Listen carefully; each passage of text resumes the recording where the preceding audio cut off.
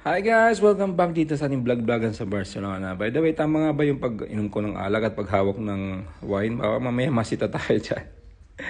So ito yung restaurant na pinuntahan namin. By the way, na-invite kami for dinner ng couple friend namin na nakatira lang din malapit dito sa pinititirhan namin.